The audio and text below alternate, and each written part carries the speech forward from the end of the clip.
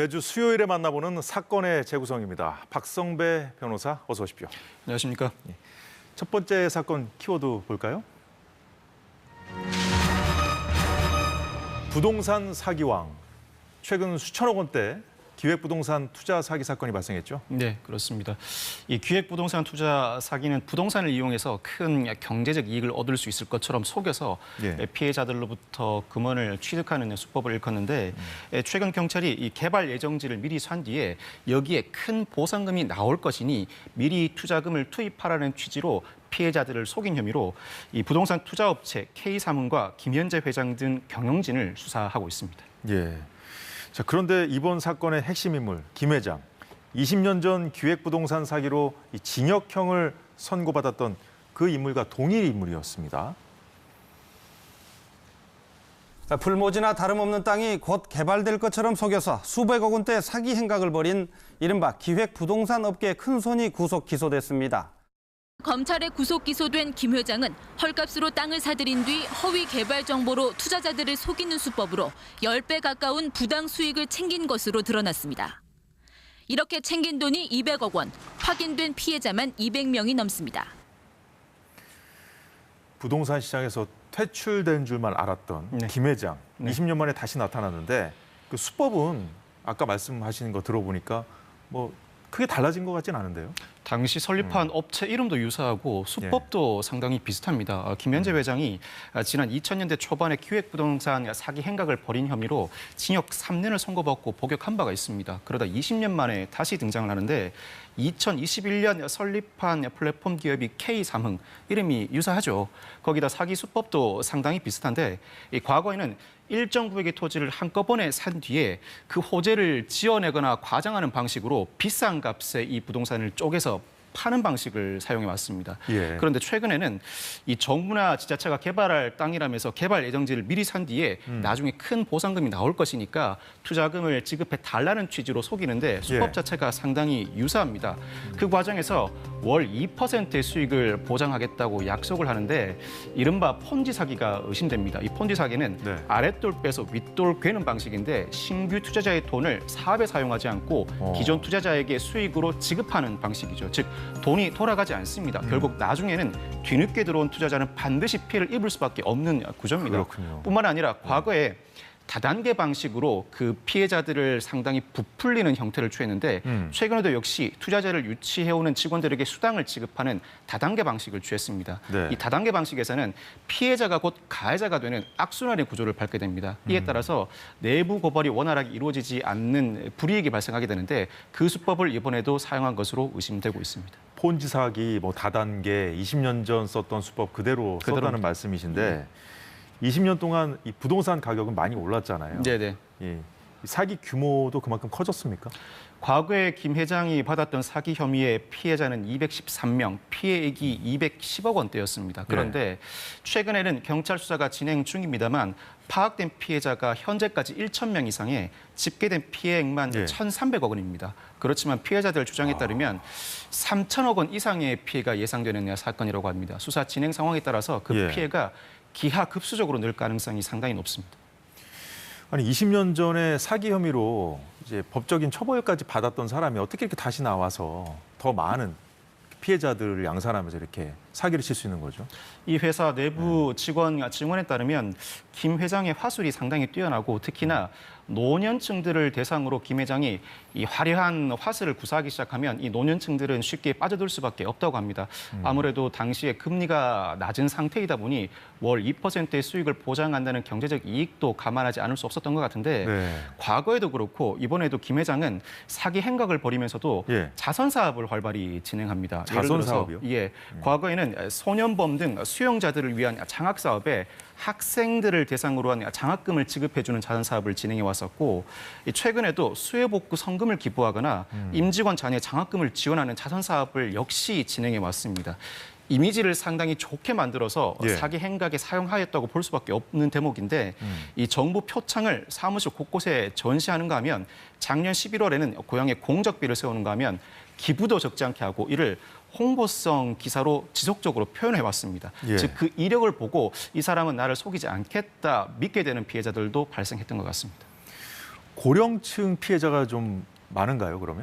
중장년 피해자, 50, 60대 피해자가 상당히 많고 고령층 중에서 즉 70대 중에는 자신의 노후 자산, 전 재산을 투자했다가 돌려받지 못해서 앞으로 살 길이 막막하다고 피해를 호소하는 분도 있습니다. 근데 보통 이렇게 노인들 상대로 사기 치는 사람들은 네. 그 처벌을 받지 않기 위해서 또 거짓말을 하는 경우가 많잖아요. 그렇습니다. 네. 이 최근에도 김 회장 등 K사문 경영진이 김 회장 등을 고소하지 않겠다는 조건으로 이 투자 반환 이행 확약서를 피해자들로부터 받고 있습니다. 이 이행 확약서에 따르면 예. 3년간 원금을 갚겠다고 하면서 대신 김 회장 등을 고소하지 않는다. 돈을 마련하려면 김 회장이 일을 해야 하지 않는가. 돈을 마련하는 방식으로 부실채권을 매입해서 되파는 방식의 사업을 구상 중인데 예. 관련 법인도 설립을 준비 중이라는 식으로 설명을 한다고 합니다. 이 과정에서 만약 고소하지 않겠다는 확약을 하게 되면 예. 수사기관이 수사를 하다가도 또다시 발견된 피해자들을 대상으로 조사를 진행하겠죠. 그 과정에서 나는 속은 것이 아니다라고 진술을 해버리게 되면 예. 피해자의 규모가 상당 부분 축소되고 피해액도 축소됩니다. 사실은 사기 피해를 당했음에도 불구하고 예. 실제 처벌은 실제 사기 행각에 훨씬 미치지 못하는 수준에 그칠 가능성도 남아 있습니다. 그렇군요. 지금 경찰이 수사 중인데 네네. 일단 김 회장은 출국 금지 상태라고 들었습니다. 네네네. 예, 앞으로 이 혐의를 밝히기 위해서 경찰이 어떤 노력을 좀 해야 될까요? 이 부동산 투자 사기는 전형적으로 사업 설명회를 여러 차례 열 수밖에 없습니다. 불특정 다수를 대상으로 사기 행각을 벌여야 하니까 예. 그 사업 설명회 자료, 영상 등을 통해 구체적으로 어떤 발언을 했는지를 미리 확인해 볼 필요가 있고 이 부동산을 실제로 매입했는지부터 확인해 봐야 합니다. 현재 이 회사의 재무제표상 예. 토지 보유가 전혀 없다고 알려져 있습니다. 확인할 것들이 정말 많군요. 뿐만 아니라 이 압수수색을 통해서 자금의 흐름을 파악해야 하는데 폰지 사기의 전형적인 행태가 사업에 사용하지 않고 그 자금들을 이 고위직들에게 수당으로 지급해 주거나 이 고위 임원들이 호화로운 삶에 사용되는 경우가 상당히 많습니다. 자금 흐름을 파악하면 실제로 사기 행각을 쉽사리 밝혀낼 수 있고 정부나 지자체가 실제로 토지 보상을 예정해 두고 있었는지도 확인해 볼 필요가 있습니다. 뿐만 아니라 이와 같은 조직적 사기의 경우에는 예. 힘들지만 내부 고발자가 있기 마련입니다. 내부 고발자를 상대로 실제 이 사기 행각의 전반적인 전모를 확인해 볼 필요성도 있습니다. 예, 잘 들었습니다. 다음 사건 키워드로 보겠습니다.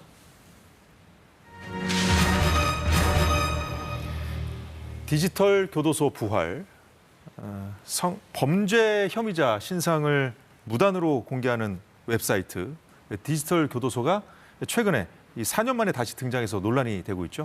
디지털 교도소가 4년 만에 등장했습니다. 과거에도 디지털 교도소 1기가 등장했다. 그 운영자가 정보통신망법 위반 등으로 징역 4년을 확정 선고받은 바가 있습니다. 그럼에도 불구하고 4년 만에 디지털 교도소 2기가 등장했다고 평가할 수 있는데 예. 과거에는 살인, 성범죄 등 강력범죄 대상 혐의자를 주로 다루었다면 이번에 등장한 디지털 교도소 2기는 여기에 학교폭력, 전세사기, 음주운전 등 다양한 혐의로 확장됐을 뿐만 아니라 예. 그 혐의자의 얼굴, 이름, 소속, 연락처 등도 공개하고 나아가서 형량을 낮춘 전현직 판사들의 신상까지 공개하는 등 그 파급 효과가 상당합니다.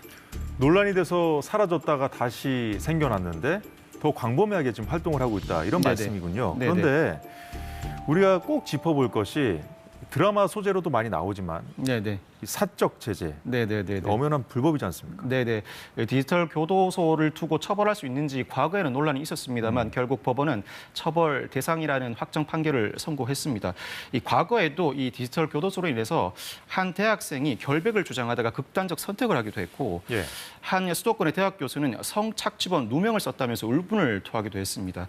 사실 디지털 교도소는 사적 제재의 일환이라는 평가를 피할 수가 없고 사실인지 여부를 확인하는 절차도 충분히 거쳤는지가 상당히 의문입니다. 뿐만 아니라 공익에 부합하는가 얼굴에 연락처까지 공개하는 것 자체가 공익에 부합하는지도 상당히 의문이라 그 자체가 위법이라고 할 수 있습니다. 뿐만 아니라 이 디지털 교도소와 별개로 최근에는 어떤 유튜브 채널을 운영하면서 가해자 신상을 공개해온 유튜버가 있었습니다. 이 예. 유튜브 구독자 수가 30만 명에 이른다고 하는데 지난해 8월에 이 운영자가 이른바 압구정 롤스로이스 뺑소니 사건과 관련해서 가해자 신모 씨의 고등학교 선배를 대상으로 협박을 해서 돈을 뜯어내는 사건이 벌어졌습니다. 예. 즉 신 씨와 이 고등학교 선배 사이의 친분 그리고 이 고등학교 선배의 별도 범죄 의혹을 방송하지 않는 조건으로 3억 원을 지급받았고 뿐만 아니라 다른 사건 관련자 등 2명으로부터 같은 수법으로 협박을 해서 1억 8천만 원을 뜯어내 이 운영자가 벌써 구속 기소되게 이른 상황입니다. 그렇군요. 4년 전에 이 신상 공개로 인해서 한 대학생이 목숨을 끊은 일이 그렇죠. 발생했기 때문에 그 네네. 운영자가 법적 처벌을 받으면서 이 운영이 좀 중단됐던 거잖아요. 네, 그렇습니다. 근데 또다시 이 사이트를 개설한 배경이 뭘까요? 아무래도 현재 발생하고 있는 우리나라의 각종 사건 사고의 경우에 국민들이 원하는 만큼 충분한 형이 선고되지 않는다. 이를 해소해 줄 만한 대안으로 디지털 교도소가 다시 등장한 것 같습니다. 많은 사람들이 드라마에 나오는 거하고 비슷한 그렇죠. 예. 많은 사람들의 그 막혔던 가슴을 시원하게 뚫어주고 많은 팔로워 수가 늘어나다 보니까 이와 같은 사이트가 다시 등장하게 되는 것 같은데 네.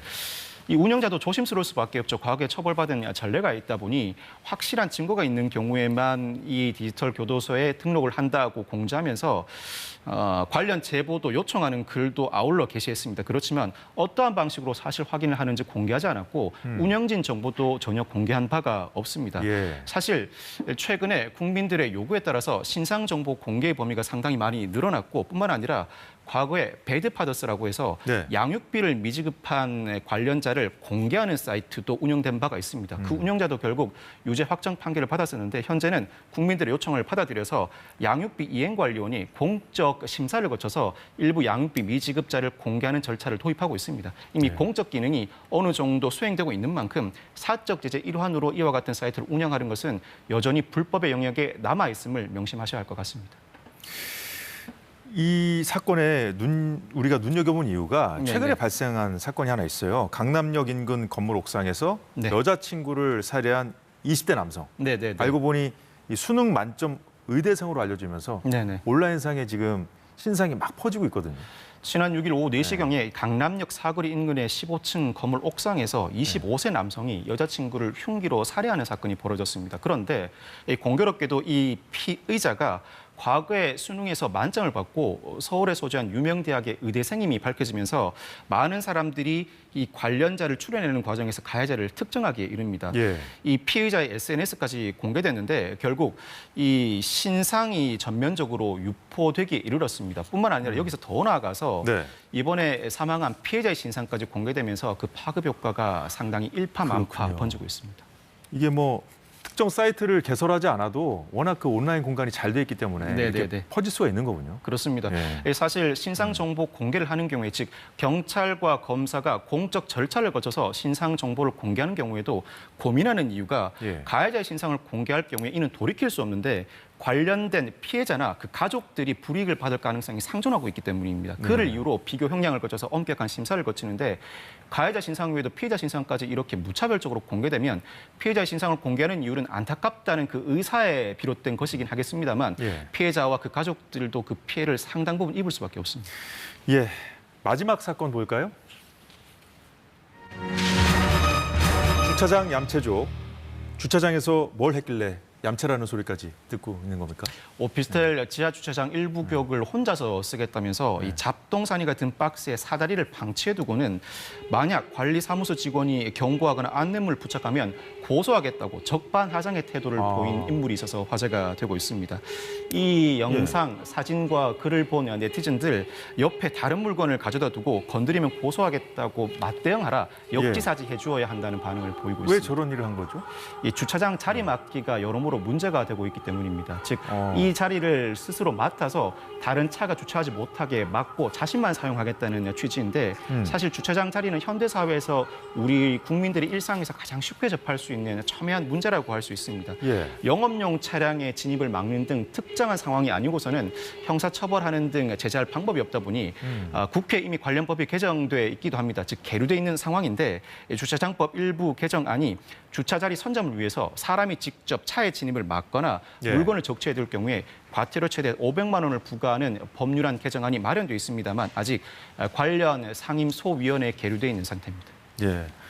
사실 우리 주변을 보면 자기 땅에다가 이제 물통 같은 걸 놓는다든가 해서 이제 남이 이제 주차 못하게 하는 경우는 많이 봤습니다만 네네. 공용 주차장에서도 저런 일을 하는군요. 공용 주차장에서 이런 일을 벌일 경우에는 네. 제재가 가해질 여지가 있습니다. 집합 건물법에 따라서 공용 주차장을 비롯한 공용 공간은 입주민들의 공유 부분입니다. 이를 단독으로 사용하면 민사상 그렇죠. 부당이득 반환 의무를 부담해야 할 뿐만 아니라 예. 공동주택관리법에 따르면 아파트 시설을 따로 신고 없이 원래 용도와 달리 사용할 경우에는 과태료 최대 1,000만 원 이하에 처해지게 되는데 일부 물건을 적지 않은 수준만 두고 그 시설을 원래 용도와 달리 사용했다고 볼 수 있을지는 다소 의문입니다. 지금 영상을 보니까 텐트를 친 경우도 있네요. 텐트를 친 경우도 있습니다. 주차장 2개 공간에 대형 텐트를 설치하고 저기에 침낭도 비치해두고 모기향까지 피웠다고 하는데 본인 차를 갖고 들어올 때 저 텐트를 치우고 차를 대는 건가요? 아마 그럴 목적인 것 같고 더 어려울 것 같은데. 상황에 따라서는 아예 저기에 상당 기간 거주하겠다는 의사까지 내비친 것 같습니다. 이 사진을 공유한 누리꾼은 처음에 네. 이 모습을 보고 잘못 본 줄 알았답니다. 내 눈이 잘못된 줄 알았다는데 이와 같은 광경이 그만큼 예. 처음이라는 의미겠죠.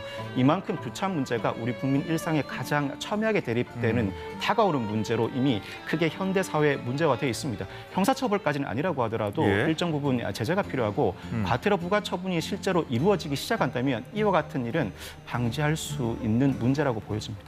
예, 관련 제도 정비가 시급해 보입니다. 예, 지금까지 사건의 재구성이었습니다. 박성배 변호사 잘 들었습니다. 네, 감사합니다. 네, 오늘 사사건건이 준비한 소식 모두 전해드렸습니다. 저희는 내일 오후 4시에 다시 찾아뵙겠습니다. 고맙습니다.